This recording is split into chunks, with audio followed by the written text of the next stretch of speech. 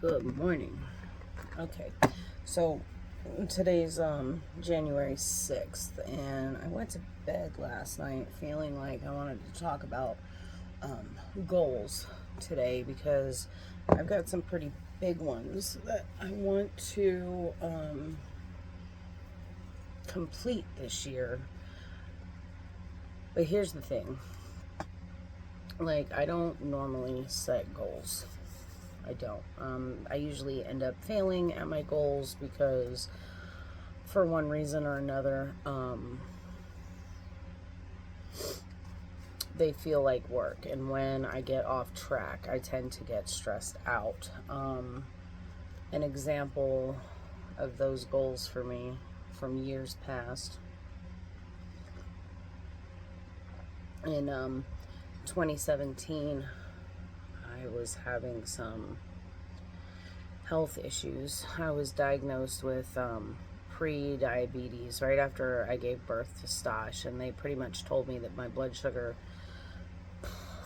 and I was like 24 when he was born. So they pretty much told me that my blood sugar was always going to be an issue, and that I needed to see an endocrinologist, and I needed to keep it under control, and blah blah blah, and I didn't listen. So in 2017, I topped the scales off at my most heaviest weight that I've ever been my entire life. When I was in high school, I comfortably fit into a size 5 jeans, and right after I gave birth to my oldest child, I went from, let's see, what was I, 150 pounds, and I stayed 150 pounds that whole pregnancy. So when I gave birth to him, I was actually 20 pounds lighter than I was when I got pregnant. So 2017, I was my biggest that I've ever been in my entire life. I think I got on the scale at 218 pounds, and I needed to do something. I needed to do something because I didn't feel good. My knees hurt, my back hurt, my blood sugar. I was starting to notice. Like, I woke up one morning and I was sitting at the kitchen table. My grandmother was in her office, and I was like shaking. And I hadn't had anything to eat yet. I had just started my coffee, and I was like, Grandma, let me see your blood sugar monitor. And I checked my blood sugar, and it was like over 200. So I knew I needed to do something. So I started researching into different ways of eating that could help lower my blood sugar, and I landed on keto. And once I got my blood sugar down, my weight started to drop. So I went from 218 pounds at the end of 2017. It was November 2017. And by the time I got to November the following year, I was down 30 pounds. Then I had my heart attack, and I lost momentum, and I lost a little bit more weight. And by the time I had my heart attack, I was at 155 pounds. I still have, and I've been floating around that 155 mark for many years. I still need to lose like 20 to 30 more pounds. But the puffiness in my face, like, if you're standing next to me and I'm just dressed in regular clothes, I'm not a very big person, but I can't get rid of my fat face and my double chin. It's something that it's just, I hate it. But anyway, I don't normally plan anything either. I like to kind of roll through life going with the flow. Don't make plans until that day. But recently, I have started filling my calendar with a bunch of yeses. And these yeses put me into a pretty vulnerable position because normally I'm very introverted and hermit-like. I don't like crowds of new people. It was difficult for me to get my BH last year, just because like the nervousness of being around a bunch of strangers was unsettling for me.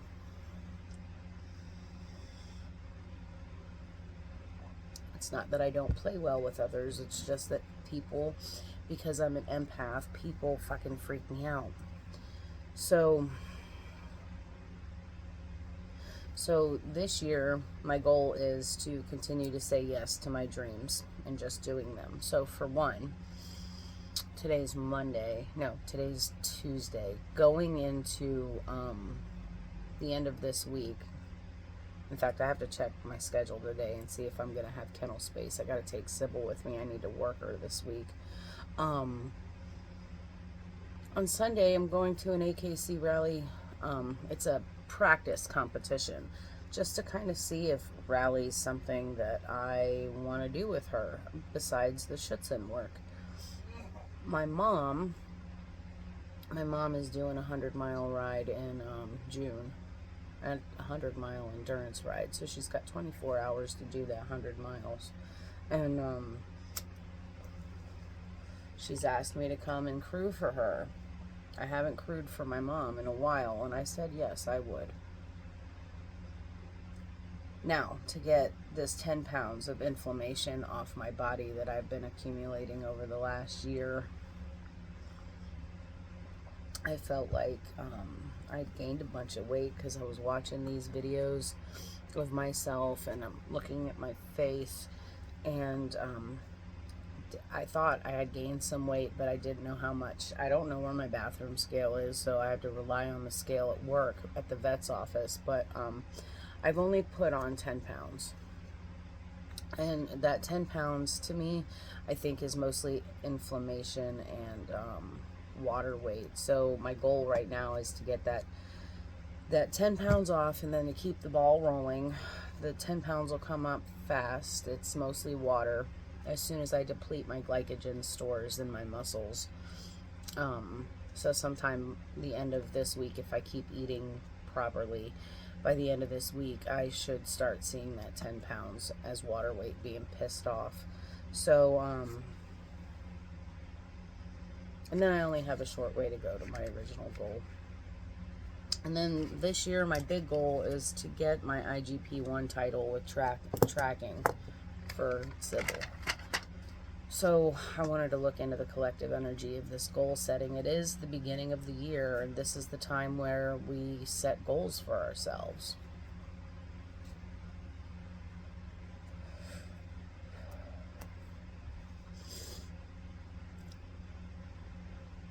Normally I wouldn't say this, but it's good just to keep a goal in the back of your head. Keep a goal in the back of your head and track it. See how you're doing with it. The first card for the collective is It's Time to Shine.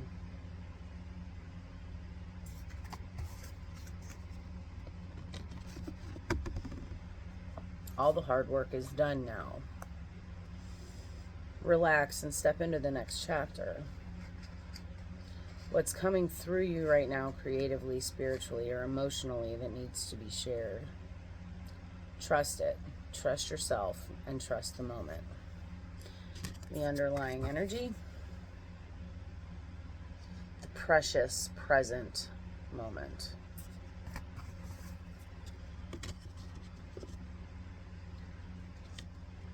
This card talks about suffering and how suffering happens outside of the present moment. It's kind of what I was talking about the other day, when I realized that all the suffering that I was causing myself was because I wasn't at center. So I recentered myself and I exploded the situation, and I was like, okay, I can be okay with this. Whenever you get caught up in the busyness of your mind, the book talks about this, but it's also something that my therapist taught me. Count down from 5. What are 5 things you can see right now? What are 4 things that you can touch right now? Are you having an anxiety attack? This is what you do. I see a candle, a bottle of lotion, my dragon incense burner, my mushroom container, and so on and so forth. I can touch the cards on the table. I can touch my pack of cigarettes. I can touch this bottle of hydrogen peroxide, etc. 3 things you can hear: the fan, the dog snoring, Adam coughing in the bedroom. 2 things you can smell: the trash needs to be taken out, and then finally 1 thing that you can taste. I can taste my coffee. Bring yourself back to center. This is what she taught me. She taught me this whenever I'm in the midst of an anxiety attack or a panic attack. And I don't, like, when I have these panic attacks, it feels like my heart's going to blow out of my chest. I've been hospitalized for these panic attacks. And it turns out it's just worrying about the future. Worrying about the future is anxiety and panic. And it's your time to shine, so why are you so worried about the future? So I pulled a couple cards from the Energy Oracle as well for the collective. And I got the Magician and the Mirror.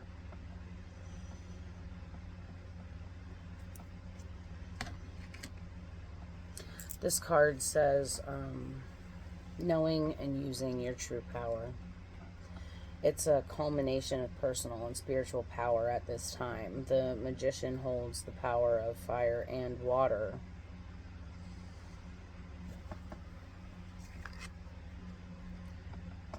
It's like the Temperance card. It's holding the balance of fire and water. This is alchemy.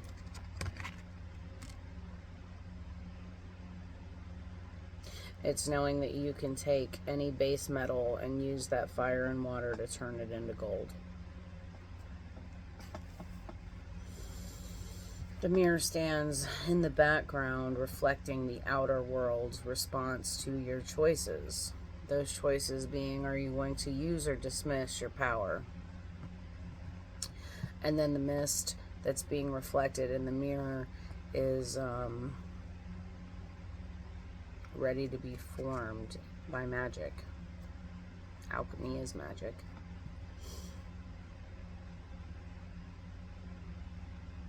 It says to transform your difficulties into great blessings. And then comes the Angel of Love, and we've already seen this card in the last week or 2. The Angel of Love says to put your love into yourself first. When you love yourself first, the overflow starts to go out into the community, and then people can love you from a place of your boundaries. They see that you're loving yourself, so they love you in a different way. But the underlying energy to me was different. After the Angel of Love came out, I got broken heart and woman holding a heart. This was the underlying energy.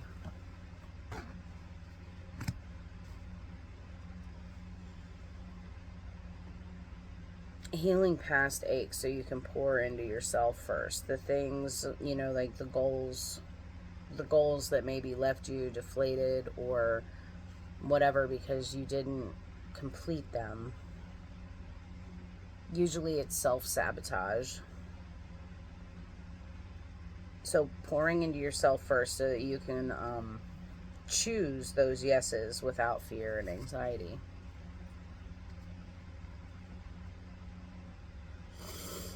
And there's a bunch of 8s here on the table too. 44 equals 8, 53 equals 8. Today is an 8 day.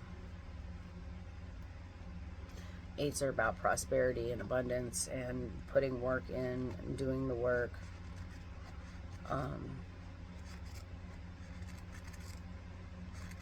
I wanted to know what this fear was. Why is collective being pushed so hard into recognizing their fear? And the ring came out, and I heard the collective is afraid of commitment, and the box was at the bottom of the deck because it feels like the commitment feels like it's restrictive. The ring symbolizes cycles, promises, unions, and binding agreements. Stepping into something eternal and whole, where the shadow side of this feels like resistance, the fear of being trapped or confined. The box is about limitation, containment, or feeling stuck in rigid structure. There's a sense of losing freedom, flow, or the ability to change your mind, even when the commitment is actually a doorway for growth. Past experiences have told you that commitment feels like pain, restriction, or loss. 1555.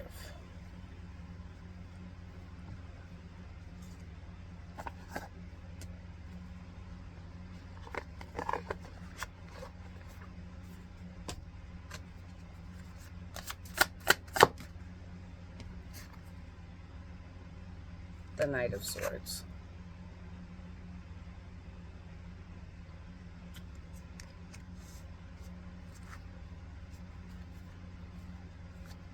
One more. And the Fool. Hold on. Sorry, Adam's phone started ringing and I didn't want to continue this video while he was on the phone. So, okay.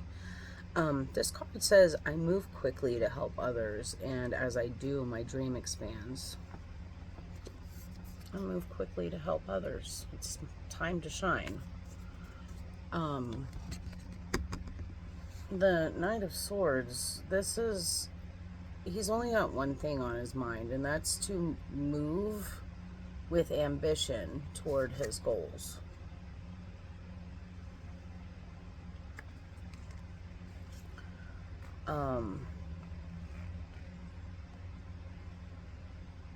And then the Fool came out.